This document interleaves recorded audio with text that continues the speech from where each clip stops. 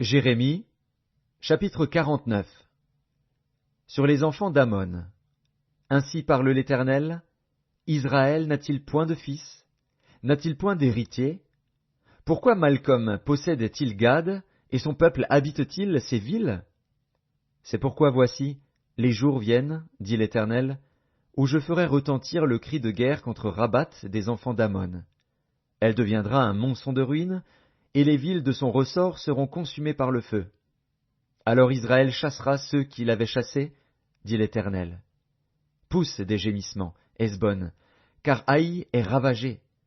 Poussez des cris, filles de Rabat, revêtez-vous de sacs, lamentez-vous, et courez çà et là le long des murailles. Car Malcolm s'en va en captivité, avec ses prêtres et avec ses chefs. Pourquoi te glorifies-tu de tes vallées? Ta vallée se fond, fille rebelle, qui te confiait dans tes trésors. Qui viendra contre moi? Voici, je fais venir sur toi la terreur, dit le Seigneur, l'Éternel des armées, elle viendra de tous tes alentours.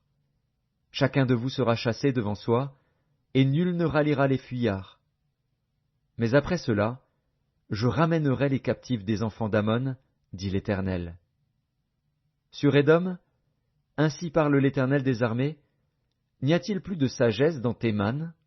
La prudence a-t-elle disparu chez les hommes intelligents? Leur sagesse s'est-elle évanouie?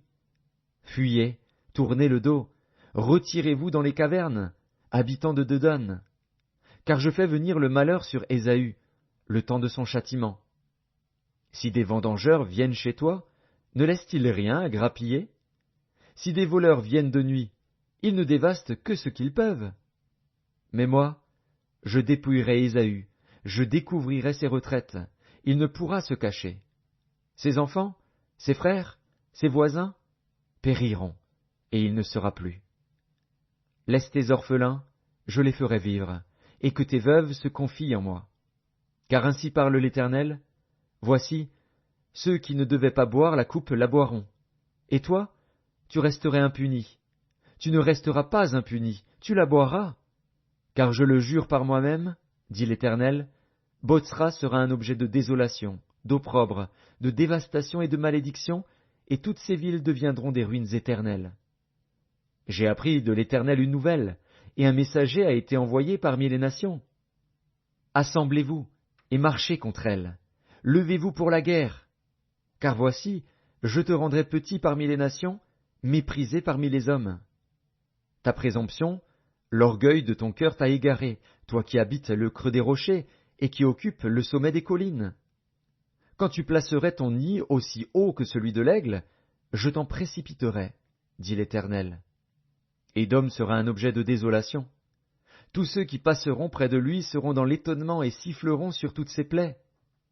Comme Sodome et Gomorrhe et les villes voisines, qui furent détruites, dit l'Éternel, il ne sera plus habité, il ne sera le séjour d'aucun homme. Voici, tel qu'un lion, il monte des rives orgueilleuses du Jourdain contre la demeure forte. Soudain j'en ferai fuir Édom, et j'établirai sur elle celui que j'ai choisi. Car qui est semblable à moi? Qui me donnera des ordres? Et quel est le chef qui me résistera? C'est pourquoi écoutez la résolution que l'Éternel a prise contre Édom, et les desseins qu'il a conçus contre les habitants de Théman. Certainement on les traînera comme de faibles brebis, certainement on ravagera leur demeure. Au bruit de leur chute, la terre tremble. Leur cri se fait entendre jusqu'à la mer Rouge. Voici, comme l'aigle, il s'avance, il vole, il étend ses ailes sur Botsra, et le cœur des héros d'Édom est en ce jour comme le cœur d'une femme en travail. Sur Damas, Hamath et Arpad sont confuses, car elles ont appris une mauvaise nouvelle. Elles tremblent. C'est une mer en tourmente, qui ne peut se calmer. Damas est défaillante. Elle se tourne pour fuir, et l'effroi s'empare d'elle. L'angoisse et les douleurs la saisissent, comme une femme en travail. Ah! Elle n'est pas abandonnée, la ville glorieuse, la ville qui fait ma joie. C'est pourquoi ces jeunes gens tomberont dans les rues, et tous ces hommes de guerre périront en ce jour, dit l'Éternel des armées. Je mettrai le feu au mur de Damas, et il dévorera le palais de Ben-Hadad. Sur Kédar et les royaumes de Hatsor, que bâtit Nebuchadnezzar, roi de Babylone, Ainsi parle l'Éternel. Levez-vous, montez contre Kédar, et détruisez les fils de l'Orient. On prendra leurs tentes et leurs troupeaux, on enlèvera leurs pavillons, tous leurs bagages et leurs chameaux, et l'on jettera de toutes parts contre eux des cris d'épouvante. Fuyez, fuyez de toutes vos forces, cherchez à l'écart une demeure, habitants de Hatzor, dit l'Éternel. Car Nebuchadnezzar, roi de Babylone, a pris une résolution contre vous, il a conçu un projet contre vous. Levez-vous, montez contre une nation tranquille, en sécurité dans sa demeure, dit l'Éternel. Elle n'a ni porte, ni barre, elle habite solitaire. Leurs chameaux seront au pillage, et la multitude de leurs troupeaux sera une proie. Je les disperserai à tous les vents, ceux qui se rasent les coins de la barbe, et je ferai venir leur ruine de tous les côtés, dit l'Éternel. Hatzor sera le repère des chacals, un désert pour toujours. Personne n'y habitera, aucun homme n'y séjournera. La parole de l'Éternel qui fut adressée à Jérémie, le prophète, sur Élam, au commencement du règne de Sédécias, roi de Juda, en ces mots. Ainsi parle l'Éternel des armées. Voici, je vais briser l'arc d'Élam, sa principale force.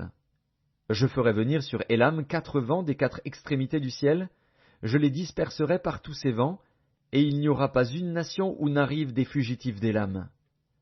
Je ferai trembler les habitants d'Élam devant leurs ennemis et devant ceux qui en veulent à leur vie. J'amènerai sur eux des malheurs, mon ardente colère, dit l'Éternel, et je les poursuivrai par l'épée, jusqu'à ce que je les ai anéantis. Je placerai mon trône dans Élam, et j'en détruirai le roi et les chefs, dit l'Éternel. Mais dans la suite des temps, je ramènerai les captifs d'Élam, dit l'Éternel.